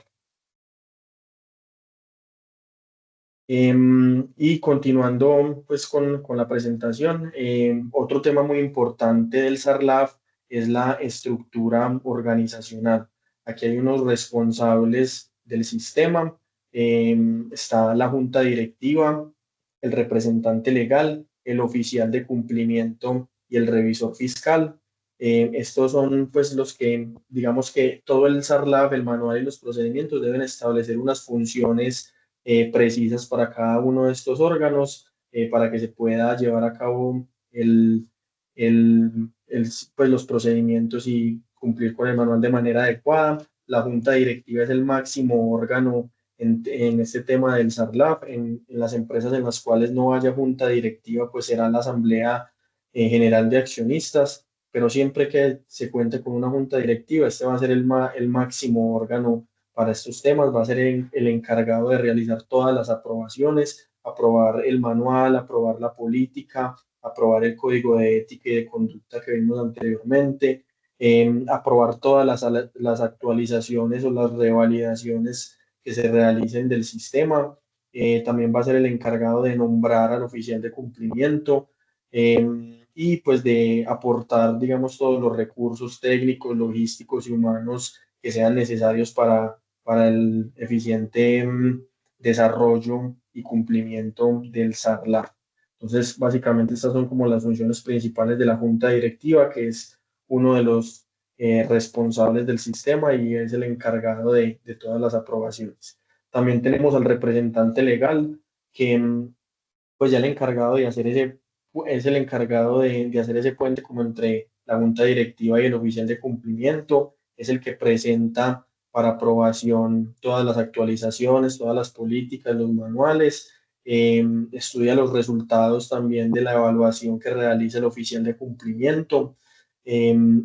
También debe garantizar los recursos junto con la junta directiva, todos los recursos técnicos, humanos y logísticos que se requieran y verificar que el oficial de cumplimiento cuente con la disponibilidad, cuente con el tiempo para pues, gestionar los riesgos y también prestar un apoyo en todo momento al oficial de cumplimiento en la realización de sus funciones. Tenemos también como responsable al oficial de cumplimiento, que se los mencionábamos anteriormente, y esta es la figura más importante del sistema, porque es, digamos, el que va a estar a cargo del sistema, la cabeza del sistema, el encargado de velar por el cumplimiento efectivo y eficiente y oportuno del SARLAF, el que diseña, el que debe diseñar y actualizar todas las políticas y todos los procedimientos relacionados con el con el SARLAF, perdón. Em, entonces es una figura que todas las empresas que estén obligadas deben nombrar. Ya en la próxima diapositiva veremos como un poco el perfil. Otra de las funciones del oficial de cumplimiento es desarrollar auditorías sobre el funcionamiento del SARLAF. Estas auditorías por lo menos se deben realizar una vez al año, ya dependiendo pues de la compañía y de la exposición al riesgo, pues se pueden realizar con una periodicidad diferente cumpliendo con la mínima que es una vez al año, pero se pueden realizar de formas trimestrales, de formas semestrales o ya como lo establezcan eh, la compañía y el oficial de cumplimiento. También debe garantizar la actualización o la revalidación del SARLAF, que como ya lo vimos anteriormente, se debe hacer por lo menos cada 2 años. Se debe, también es el encargado de ejecutar todos los programas internos de capacitación, capacitación al empleado, capacitación a las contrapartes para que todos participen de manera efectiva en el sistema. Es el encargado también de realizar los reportes, como lo veremos más adelante, reportes a la UIAF, reportes a la Junta Directiva, reportes a la Superintendencia de Transporte cuando lo soliciten, y también el encargado de evaluar los programas internos de auditoría interna, pues los informes de la auditoría interna y la auditoría externa relacionados con el sistema. Y tenemos, por último, al revisor fiscal, que pues en el cumplimiento de sus funciones de revisoría fiscal, las establecidas en el Código de Comercio, pues tendrá que verificar también el cumplimiento de este sistema y que se esté cumpliendo con la norma y con el manual que esté implementado en la compañía. Entonces, estos serían como los cuatro principales responsables del sistema, teniendo en cuenta que al final pues toda la organización o todos los empleados son responsables, porque cualquiera puede identificar una señal de alerta, una operación inusual, una operación sospechosa. Entonces, por eso es tan importante que todos conozcan el sistema, los procedimientos y para poder pues llevar a cabo una gestión más eficiente. Aquí en esta estructura organizacional hay un tema importante y es el tema de la auditoría interna. Cuando yo tengo como compañía en mi estructura un equipo de control interno, tiene que llevar a cabo un proceso de auditoría del sistema. Este proceso de auditoría básicamente es una verificación donde me va a decir si de pronto hay alguna oportunidad de mejora, si de pronto identificó algún riesgo que no estoy midiendo o si a nivel de procedimientos identifica que los procedimientos son efectivos o no, ¿cierto? Esto, digamos que la resolución lo muestra como una buena práctica, pero si tenemos el órgano al interior de la compañía, este órgano tendría que llevar a cabo esa verificación, perdón, y posteriormente tendría que presentar un informe a la junta directiva o al máximo órgano de la compañía y finalmente esas recomendaciones que nazcan de ese informe que se levante, tendría que revisarlas el oficial de cumplimiento y pues tendría que dentro de sus funciones también proponer las mejoras al sistema y generar pues los cambios respectivos. ¿Podemos seguir? Como les mencionaba, el oficial de cumplimiento es como el encargado o el responsable más importante de este sistema. Y hay que tener en cuenta que pues no puede ser cualquier persona, debe tener unos requisitos que están expresamente establecidos en la norma. Pues se debe cumplir con este perfil a la hora de nombrar con un oficial de cumplimiento, ya que pues muchas de las sanciones que se han evidenciado en otros sistemas han sido por esto, por no tener nombrado un oficial de cumplimiento o porque el oficial de cumplimiento no cumplía con los requisitos y el perfil establecido en la norma.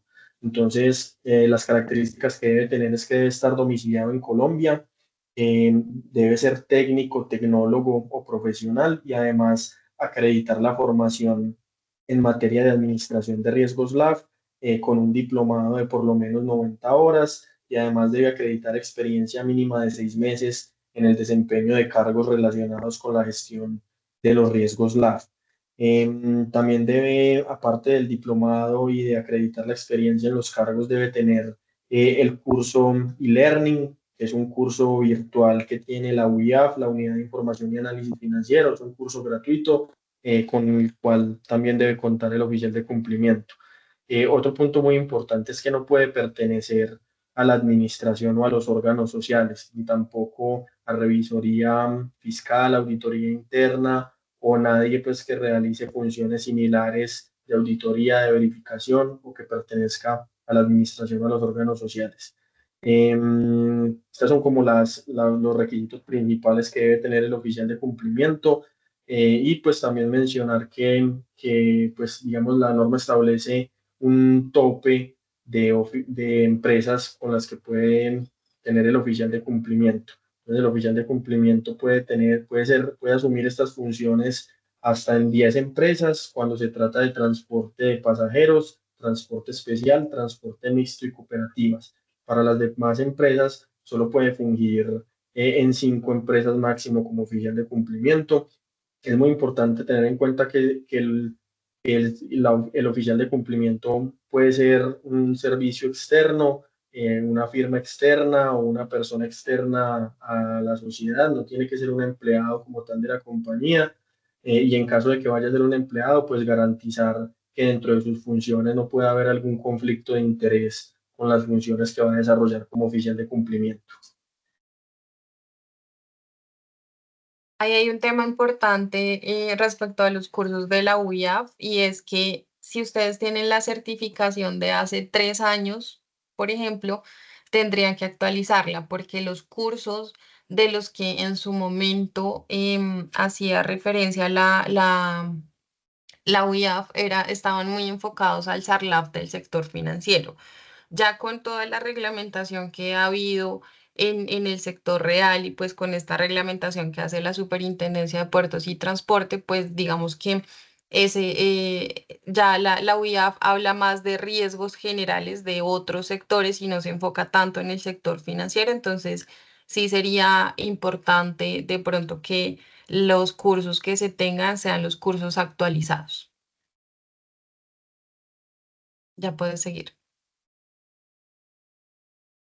Respecto a la divulgación y capacitación, y esto es algo bien importante, y es que veníamos acostumbrados a que la capacitación fuera solamente para los colaboradores o los trabajadores de la compañía. Y acá la resolución lo deja abierto, lo deja extenso. Eso quiere decir que esta divulgación, por un lado, em, pues que es un reto bien importante en las empresas, porque yo tengo que estructurar primero de qué manera voy a llevar a cabo todos los procesos de conocimiento de cliente y debida diligencia, y segundo, de qué manera voy a hacer esa divulgación con todas las contrapartes externas, y segundo, el tema de la capacitación. Entonces, acá el tema de coordinación es muy importante, sobre todo con quienes manejan las contrapartes externas, porque, por ejemplo, las empresas de transporte especial, hay algunas que tienen una flota, por llamarlo de una u otra manera, de más de 1000 vehículos. Entonces, tengo que generar ese plan de trabajo junto con mi oficial de cumplimiento y las personas que van a llevar a cabo pues los controles para primero hacer pues esos procesos de verificación, establecer de qué manera lo voy a empezar a medir, cuál va a ser el plan de trabajo, cómo los voy a abordar y segundo, de qué manera les voy a llevar a cabo la divulgación, pero también la capacitación, porque es muy fácil coordinar, digamos, a nivel interno una capacitación del equipo de trabajo, de los trabajadores, pero ya coordinar esta capacitación con estas contrapartes externas se vuelve un tema a veces un poco tedioso porque, pues, digamos, puede que haya contrapartes que no van a contestar, que no me van a, pues, ayudar a cumplir este tema, pero acá lo más importante es que yo como compañía tenga los soportes y pueda demostrar que estoy haciendo toda la tarea y que estoy haciendo todo lo que en mis manos está para poder llevar a cabo esta divulgación y esta capacitación. Entonces, esto es un tema bien importante que se tiene que manejar de la mano con el especialista, con el oficial de cumplimiento, pero también con los equipos de trabajo que están en constante comunicación con esas contrapartes, sobre todo externas, porque pues las de las internas como compañía tenemos un poco más de control. Respecto a la periodicidad, esto debe ser algo que se haga una vez al año. Entonces, por eso es súper importante que tengamos como el plan de trabajo bien definido, de qué manera voy a hacer esa divulgación, de qué manera voy a hacer esa capacitación con mis contrapartes, porque se tiene que hacer una vez al año. ¿Listo? ¿Podemos seguir? Bueno, ya respecto al procedimiento de conocimiento del cliente, de pronto ya para responder un poco más a fondo la pregunta que nos hizo Pedro, pues hay que tener en cuenta que de pronto en otros sistemas como el Sagrilab no nos exigían, pues nos exigían realizar una debida diligencia, pero era eh, a criterio de cada una de las entidades la información que se solicitaba dependiendo del sector, del riesgo, mientras que en este SARLAF, en la resolución de la supertransporte, sí nos dice específicamente que debemos tener un formato de vinculación de clientes.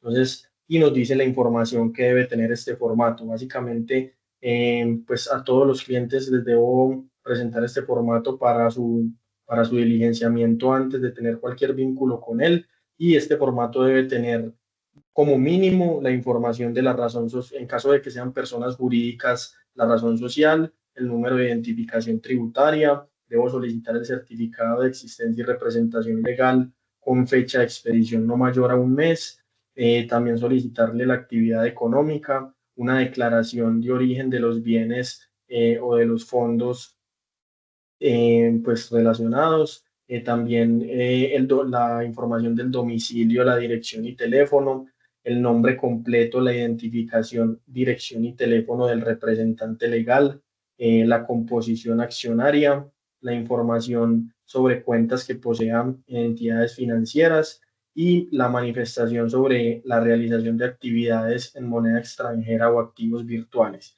Esto es la información mínima que yo sí o sí debo solicitarle al cliente que sea persona jurídica a través de este formato de vinculación de clientes. Y cuando son personas naturales, debo tener también un formato que se pueden tener dos formatos, uno para personas jurídicas y uno para personas naturales, que debe tener el nombre, el número y el tipo de identificación, el lugar y la fecha de nacimiento, también una declaración de origen de los bienes y de los fondos, saber también cuál es la actividad económica, el domicilio, dirección y teléfono, la información sobre las cuentas que poseen entidades financieras y también la manifestación sobre la realización de actividades en moneda extranjera o activos virtuales. Entonces, esta norma, como lo mencionaba, sí nos dice expresamente cuál es la información que se tiene que solicitar a los clientes mediante el diligenciamiento del formulario de vinculación. Sería básicamente esto. No sé si tienes alguna duda adicional, Pedro, pero aquí sí es obligatorio como tener un formulario y solicitar alguna información mínima. Se puede solicitar información adicional para evidenciar nuevos riesgos dependiendo de la contraparte, dependiendo del sector, de los riesgos de la compañía, pero como mínimo la información que te acabamos de mencionar.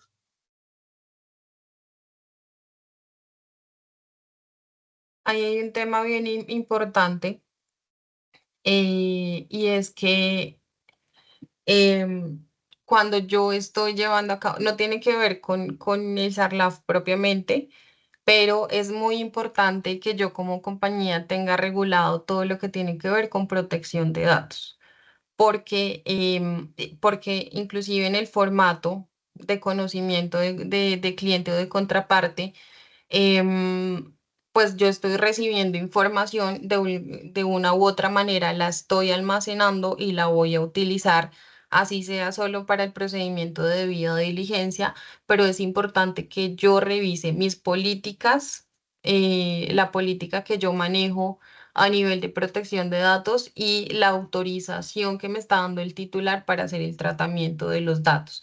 Entonces, eso es un tema que importante que lo tengan ahí en cuenta porque pues ya al ser un tema masivo que voy a tener que em, utilizar en todos los frentes que tengan que ver con vinculación de contrapartes, pues voy a tener que incluirlo. ¿Listo? Frente a la debida diligencia, em, digamos que hay una información mínima que era la información de las que ya les hablaba Sebastián, pero digamos que también va a depender de la contraparte que yo esté manejando. Si de pronto tengo, no sé, un proveedor en el exterior o tengo un cliente en el exterior, sería bien importante que de pronto yo le pida documentos adicionales a los básicos, ¿no? ¿Qué recomendamos nosotros? Las referencias comerciales son muy importantes em, y se utilizan mucho a nivel de transporte internacional y de todo lo que son negociaciones internacionales, pero las referencias son como lo más importante porque me van a dar a mí como la tranquilidad de que en efecto la compañía pues es una compañía que ha llevado a cabo pues todos sus negocios en una forma adecuada, pero también la parte de verificación de estados financieros es importante, de pronto solicitar la declaración de renta también es relevante. El tema del beneficiario final, por lo general a nivel internacional se maneja con una certificación de beneficiario final, ¿cierto? Eso es súper importante para nosotros. Si digamos acá en Colombia no tenemos manera de conocer el beneficiario final, porque pues muchas estructuras o las estructuras societarias acá en Colombia están dadas para que esa información sea un poco más de reserva, también podemos de una u otra manera conocerlo a través del certificado de existencia de representación legal, porque cuando una compañía tiene una situación de control, esa situación de control se tiene que presentar ante la Cámara de Comercio.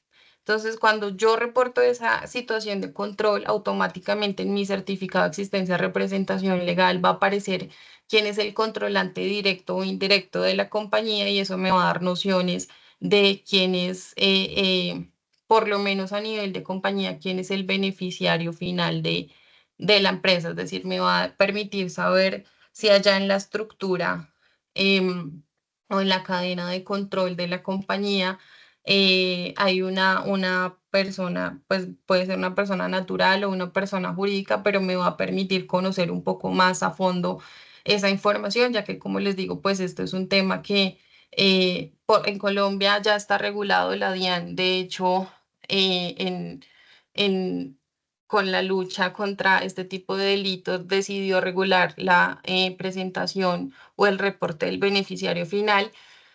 Y pues esto también es un reto a nivel internacional porque precisamente hace aproximadamente un mes, por lo menos en Estados Unidos, este tema del reporte de beneficiario final se suspendió porque no está como acorde con el gobierno. Entonces se tomó la decisión de que el reporte del beneficiario final no fuera obligatorio. Entonces puede que tengamos alguna contraparte externa que nos diga como, bueno, pero si no lo tengo que reportar acá en mi país, ¿por qué te lo voy a reportar a ti? Entonces ahí es muy importante de pronto también contar con herramientas que me permitan a mí tener un poco más de información.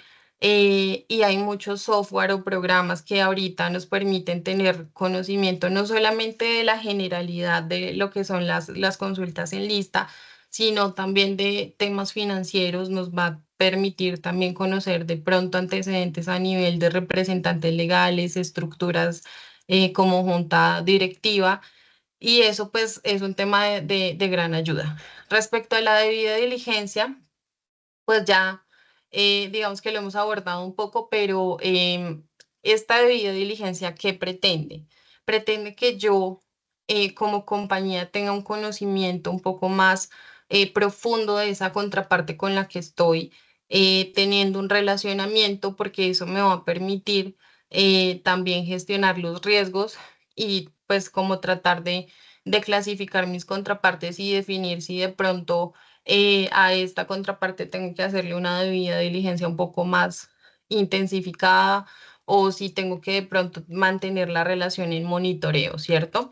Entonces, acá es súper importante a nivel de debida diligencia que tengamos en cuenta, y esto es algo en lo que falla mucho la debida diligencia de las empresas, y es que cuando yo estoy haciendo la verificación de una contraparte, hablando por ejemplo de una empresa, muchas veces solamente hacemos verificación del representante legal que me está diligenciando el formato, que me está firmando el formato de conocimiento de cliente, pero dejamos junta directiva descubierta, dejamos accionistas descubiertos, dejamos los demás representantes legales descubiertos. Entonces es importante que esa debida diligencia que yo estoy haciendo sea una debida diligencia completa. ¿Eso qué quiere decir? Pues voy a tener que analizar de pronto cuáles son los representantes legales.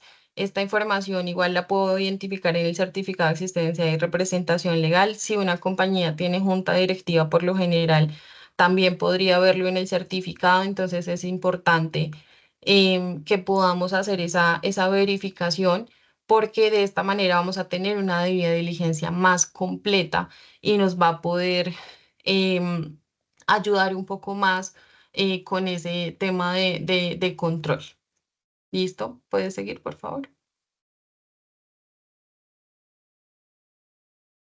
Entonces, a nivel de debida diligencia, pues nada, el formulario, que era el formulario del que les habló Sebastián, es súper importante porque a través de él voy a poder recopilar información y voy a poder hacer el siguiente paso, que es el paso de la consulta de las contrapartes. Como les digo, tiene que ser una verificación muy completa para cubrir todos los puntos de vista.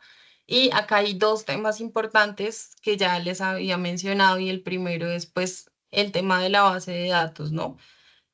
Cuando yo manejo este tipo de datos, pues súper importante que tenga el tema de protección de datos bien regulado, y también el tema de la custodia del archivo. Acá estamos hablando más de un tema de confidencialidad. Cuando yo llevo a cabo una debida diligencia, estoy recibiendo información, estoy recibiendo documentos que no son de acceso a todo el mundo, no son documentos públicos, ¿sí? Entonces es súper importante que manejemos muy bien el tema de la confidencialidad de la información y el tema de protección de datos, porque vamos a tener información delicada, información que es propia de la compañía, como lo son, si pedimos estados financieros, pues los documentos propiamente, pero en el formulario, como nos está estableciendo la norma, nos pide que tengamos cierta información a nivel, por ejemplo, de si se manejan cuentas en el extranjero, el origen de fondos. Por lo general, este tipo de formularios trae casilla de información financiera. Entonces, todo esto es información que no necesariamente está abierta al público. Entonces, sí tengo que tener mucho cuidado con, primero, con quién está manejando la información y la manera en que lo está manejando.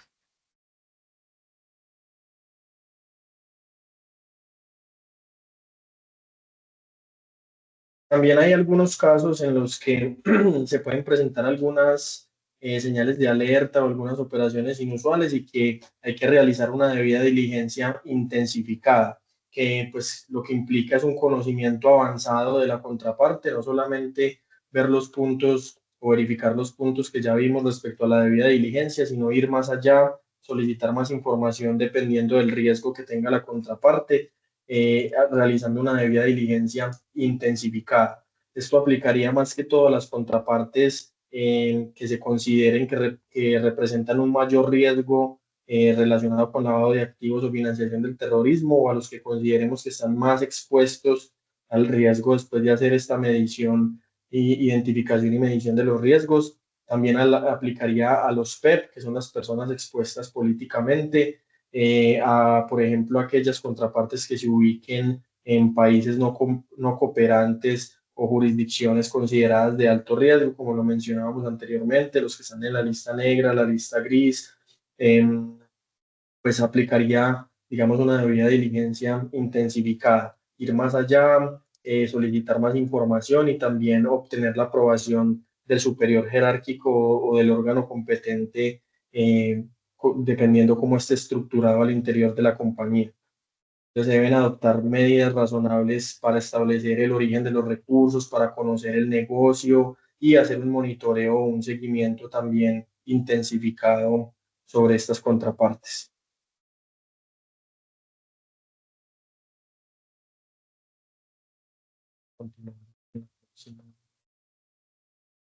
También es importante tener en cuenta cuáles podrían ser las señales de alerta.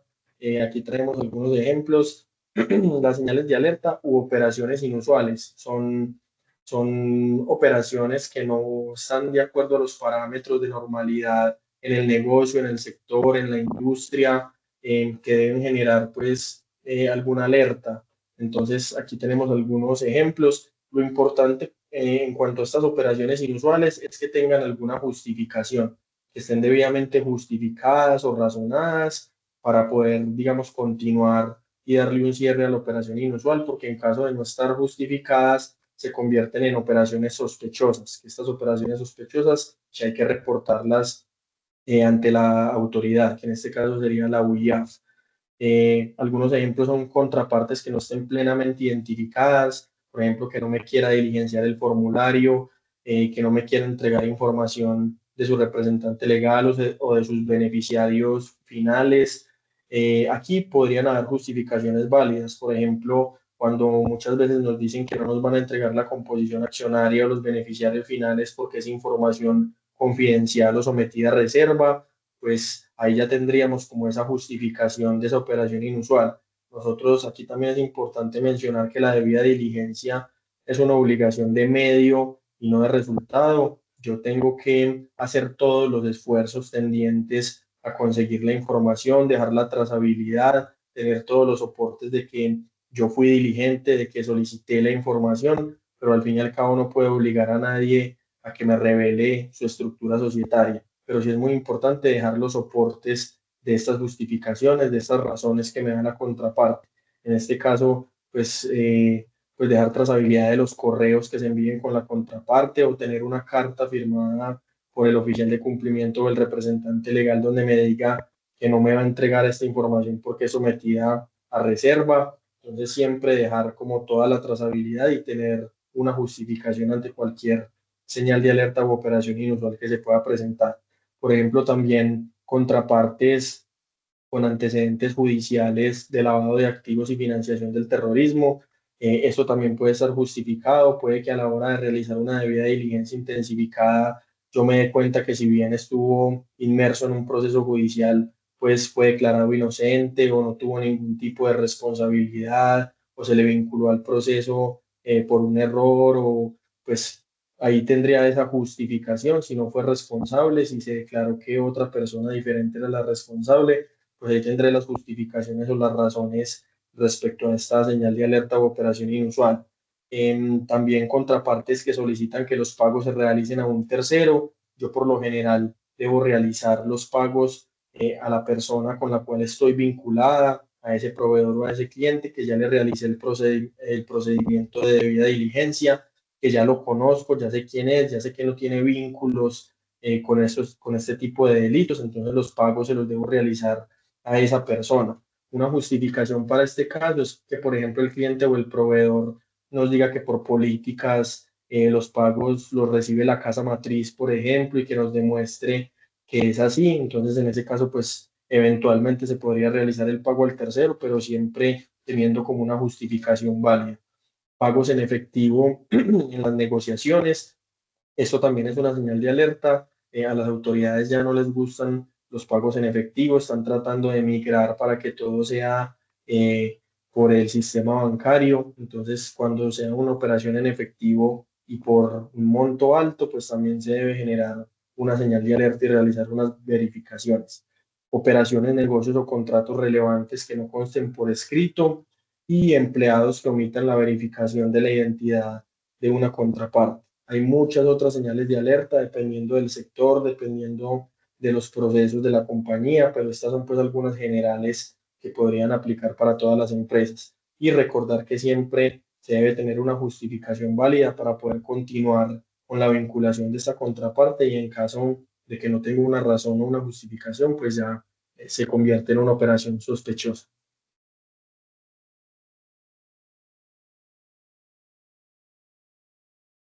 Y respecto a las operaciones sospechosas, como les mencionaba, ya estas operaciones sí hay que reportarlas a la UIAF, a la Unidad de Información y Análisis Financiero, inmediatamente ocurren. Cuando yo me dé cuenta de que ocurrió una operación sospechosa, inmediatamente la tengo que reportar y en caso tal de que no se presenten operaciones sospechosas, pues también tengo la obligación de presentar un reporte que es el AROS o ausencia de reporte de operaciones sospechosas.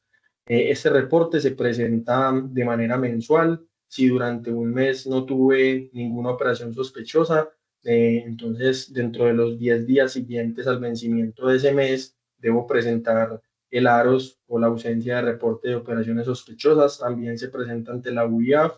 Estos reportes se presentan por una plataforma que dispone la entidad que se llama el CIREL. Ahí en el CIREL deben estar registrados los oficiales de cumplimiento para poder hacer los reportes respectivos.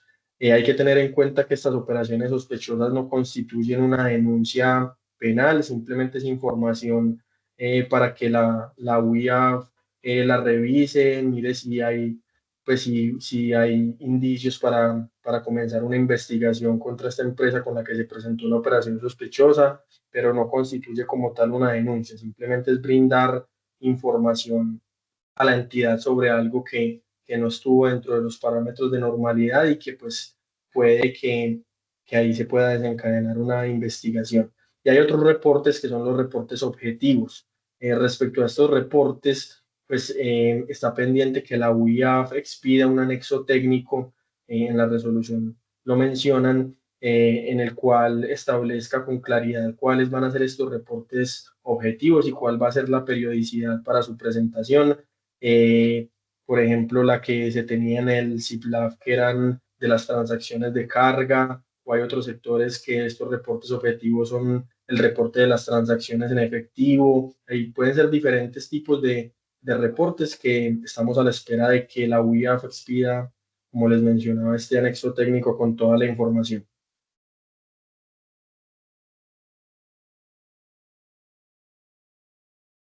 Bueno, y ya como unas generalidades del SARLAF respecto a las personas expuestas políticamente, listas restrictivas y los plazos de cumplimiento. Si quieres, continuamos ahí en la otra diapositiva.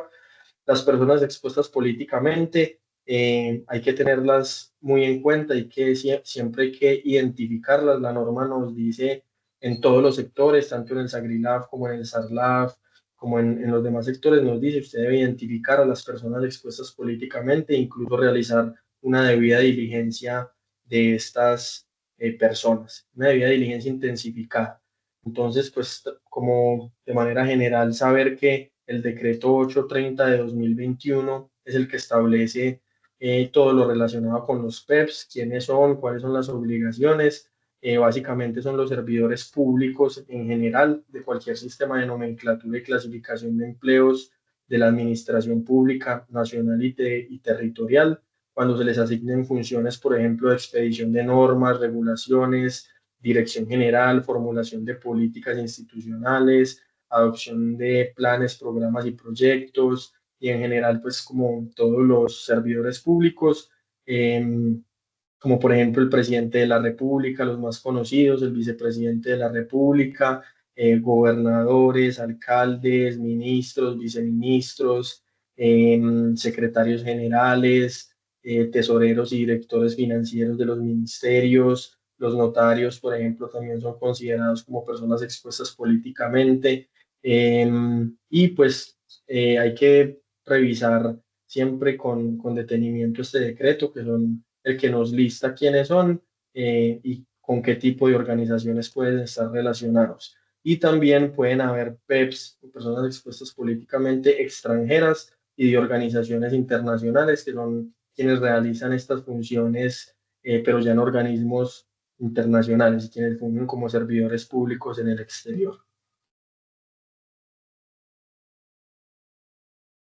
Respecto a listas restrictivas, que es, como lo mencionamos anteriormente, un paso muy importante dentro de la debida diligencia, yo consultar por lo menos las listas que son vinculantes para Colombia, que son estas cuatro que vemos acá, la elaborada por el Consejo de Seguridad de la ONU, de las Naciones Unidas, la lista de la Unión Europea de Organizaciones Terroristas, la lista de la Unión Europea de personas catalogadas como terroristas, y la lista de terroristas de los Estados Unidos de América, que es la de la Oficina de Control de Activos Extranjeros de Estados Unidos, que es la lista OPAC o la llamada también lista Clinton. Estas son las cuatro listas que son vinculantes para Colombia y que siempre debemos verificar en un proceso de debida diligencia. Y también otras listas importantes ya a nivel nacional para consultar antecedentes, la de la Policía Nacional, la Procuraduría General de la Nación, Contraloría General, la Personería y la rama judicial también para verificar si hay algún proceso relacionado con estos delitos.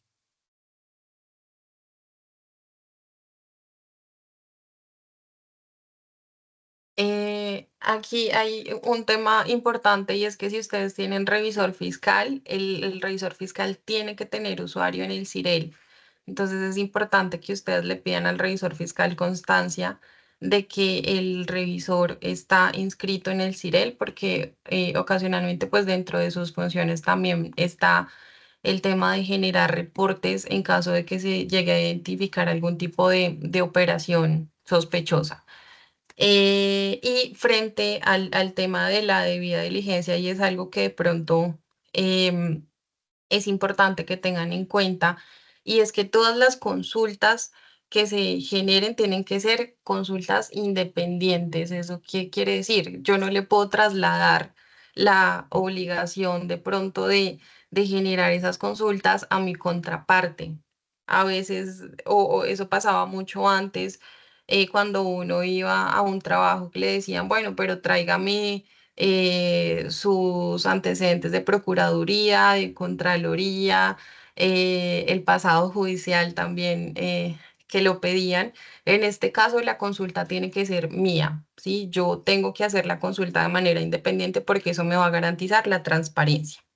Y respecto a los plazos de cumplimiento del sistema, pues tenemos 8 meses a partir de la expedición de la resolución. Esto fue el 6 de marzo.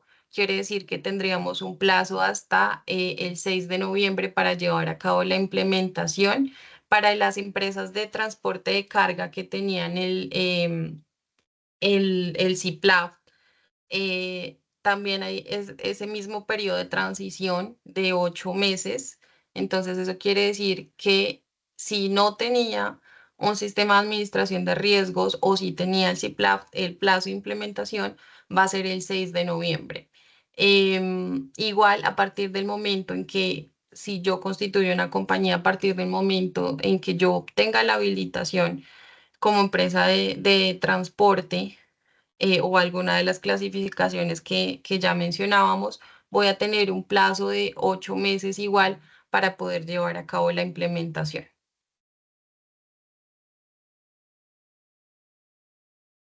Según la información que proporcionaste Respecto al régimen sancionatorio, pues aquí las sanciones que aplican son las sanciones generales de el sector.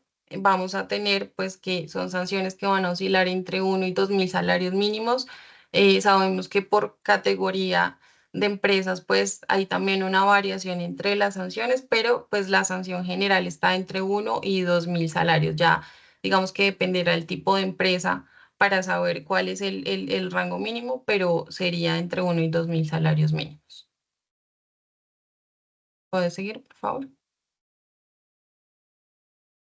Bueno, y finalmente, pues como conclusión, que tengamos en cuenta y también se lo exterioricemos a nuestros colaboradores, es que este programa no solamente nos va a servir a nivel ya operativo y de cumplimiento de una normatividad, sino que nos va a ayudar a mantener la reputación, el buen nombre, la productividad y la competitividad de nuestra compañía. Entonces, esta es una invitación a que si de pronto ustedes llegan a necesitar algún apoyo, algún soporte, nosotros tenemos un equipo de trabajo dedicado exclusivamente a temas de cumplimiento. Tenemos pues experiencia en diferentes sectores, inclusive el sector financiero. Entonces, cualquier apoyo que ustedes llegaran a necesitar en materia de SARLAF o en materia de administración de riesgos o inclusive en temas de cumplimiento legal, con mucho gusto los podemos apoyar.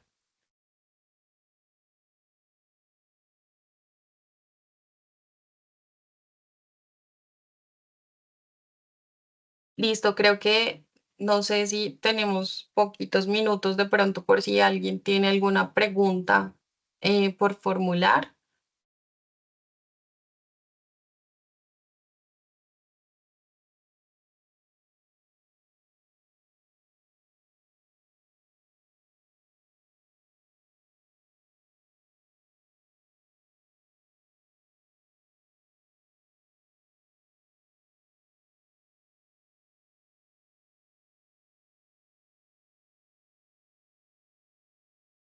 Bueno, creo que no hay preguntas, entonces nada, les agradecemos muchísimo por este tiempo, por el espacio para participar en esta charla que es de interés para las empresas del sector transporte. Como les mencionaba, si llegaran a necesitar algún apoyo por parte de Forbis Mazars, el equipo está dispuesto para apoyarlos en todo lo que puedan necesitar y muchísimas gracias.